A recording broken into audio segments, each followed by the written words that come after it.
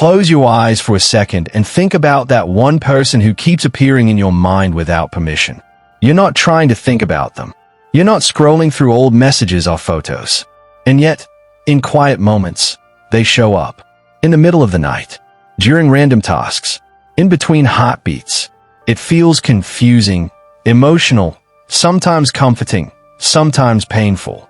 What most people don't realize is this.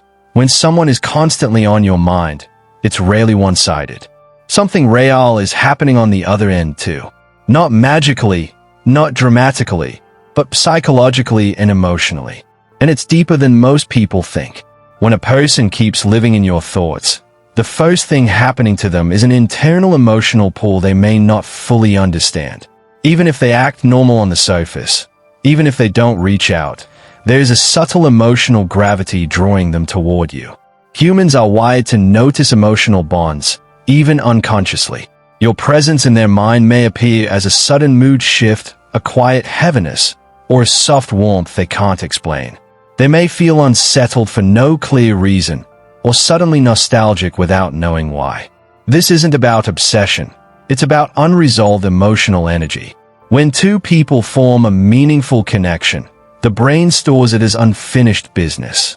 And unfinished emotions don't disappear quietly. They knock, again and again. The second thing happening is that their mind is replaying moments connected to you, even if they resist it. The brain is a pattern-seeking machine.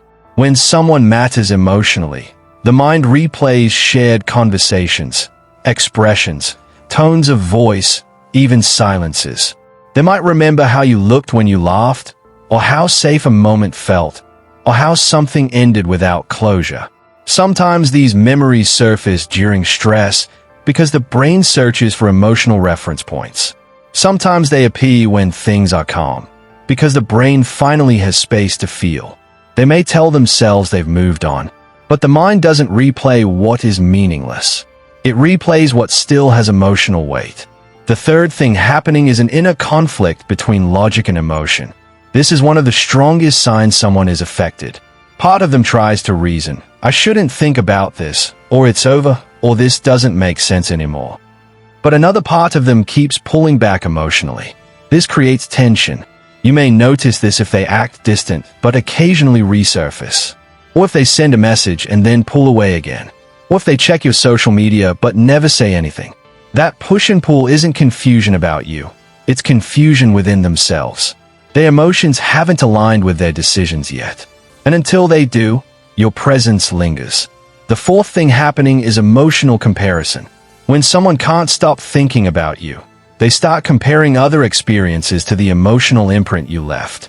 Conversations feel flatter. Connections feel less intense. Even happy moments can feel incomplete. This doesn't mean they are unhappy overall. It means your connection set a certain emotional standard. And once the brain experiences a deep emotional resonance, it remembers it. Other interactions are subconsciously measured against that feeling. This is why sometimes people say, I don't know why, but something feels missing.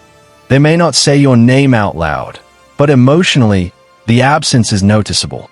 The fifth thing happening is a quiet awareness that something was left unfinished. This doesn't always mean a relationship should restart. Sometimes it means words were never said. Sometimes it means emotions were never acknowledged. Sometimes it means timing was wrong. But when someone stays in your mind constantly, it often means the emotional story didn't reach a natural ending. The human psyche struggles with unresolved endings. The brain wants completion, closure, understanding. And when it doesn't get it, it keeps the person mentally close, as if holding them there might one day make sense of everything.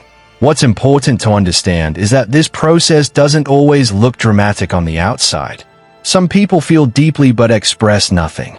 Some suppress emotions until they leak out in subtle ways. Some distract themselves with work, routines, or other people. But distraction isn't healing. It's delay. Thinking about someone repeatedly doesn't mean weakness. It means significance. Emotional bonds don't fade on command.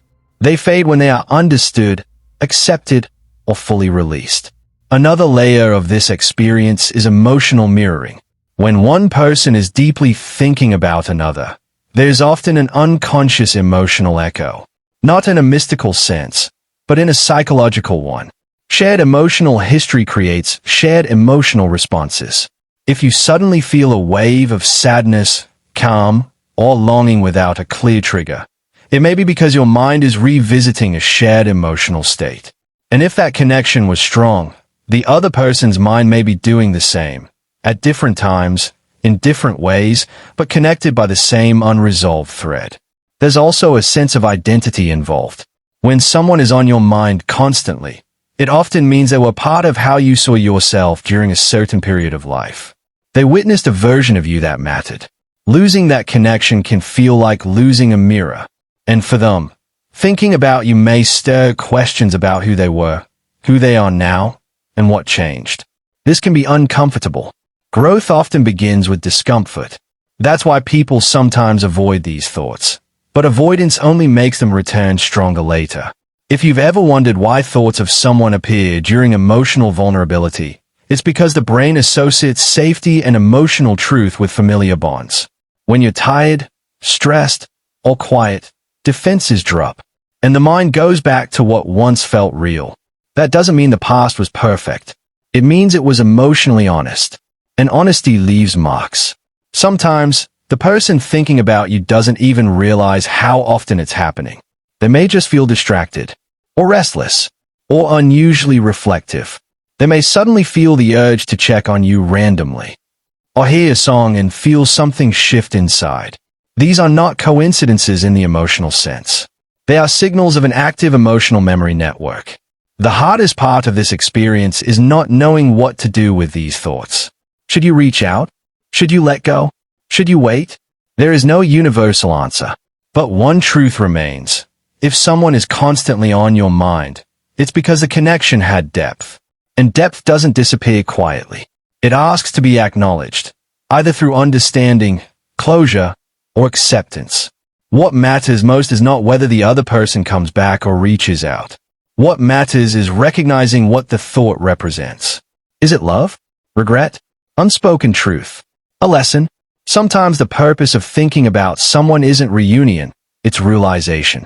And sometimes, it's simply the heart reminding you that you are capable of deep connection.